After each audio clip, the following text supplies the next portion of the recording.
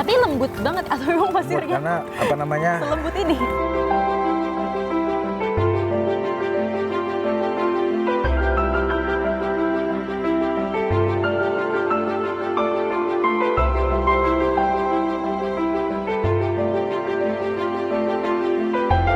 Belacang de tumo. Beleceng Beleceng, ketumo. de tumo. Beleceng ketumo.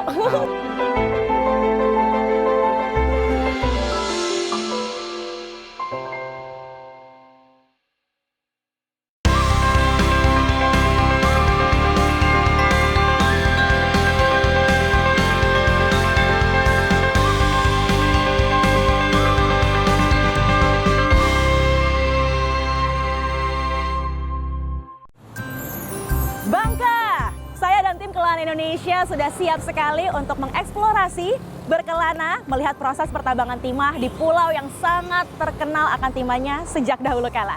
Tujuan pertama kami, 138 km menuju barat, Kabupaten Mentong.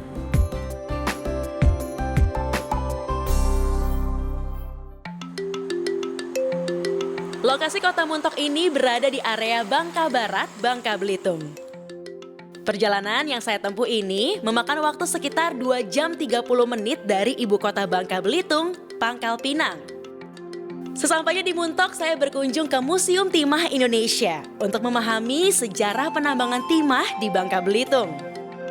Penggunaan timah ini ternyata sudah dilakukan dari zaman Kesultanan Palembang pada tahun 1733.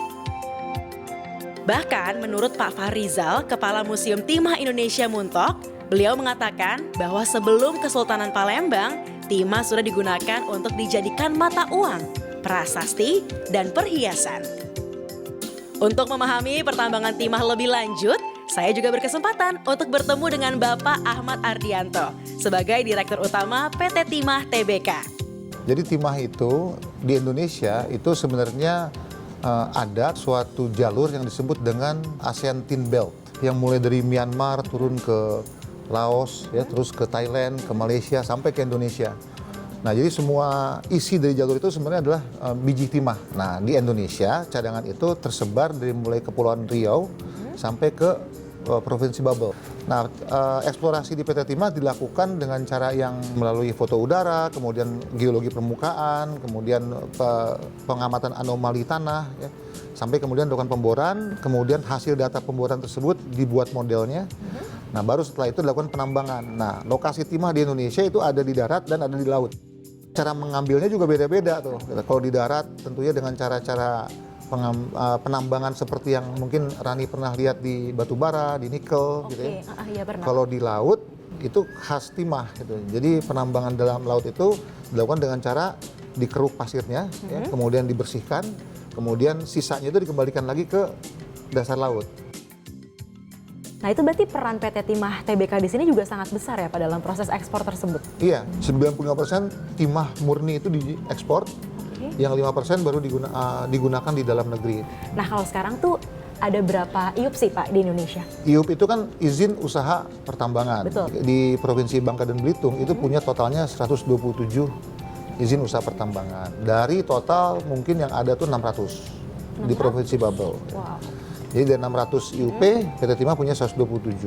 Jadi sebenarnya masih banyak titik-titik yang juga ingin dilihat ya ke depannya. Apakah punya potensi yang besar, apakah di titik itu juga bisa dimanfaatkan ya Pak. Betul. Berarti. Nah, berarti ada proses reklamasi juga mungkin Pak di beberapa titik. Ada. Boleh nggak sih Pak diceritain proses ini? Reklamasi itu kan merupakan suatu bagian yang tidak terpisahkan dari proses penambangan. Itu mulai dari mencari, menemukan, membongkar, menutup kembali, mereklamasi, ya, sampai kemudian menjadi bentuk yang disepakati bersama dengan pemerintah. Jadi kita bisa melihat bahwa bagaimana bekas-bekas timah itu yang kita tambang itu bisa memberikan manfaat dan nilai tambah yang luar biasa. Di situ ada penangkaran binatang, perkebunan, ya, penelitian perikanan dan lain sebagainya. Dan itu bisa dimanfaatkan oleh semua anak bangsa untuk bisa mendapatkan masukan-masukan untuk pengembangan di tempat-tempat lain. Ya. Jadi nanti bisa kelihatan langsung juga dampaknya timah untuk kehidupan masyarakat yang ada di sekitarnya juga menjadi lebih sejahtera dan edukasinya juga jadi bertambah ya Pak. Oke, langsung kalau gitu saya mau lihat prosesnya sekarang ya Pak. Setelah memahami gambaran pertambangan timah, akhirnya saya sampai di salah satu site tambang darat milik PT Timah Tbk. khususnya di site 2.6 Air Gemuruh Muntok. Tambang darat ini luas banget loh, dan posisi tambangnya ternyata tidak jauh dari pesisir pantai.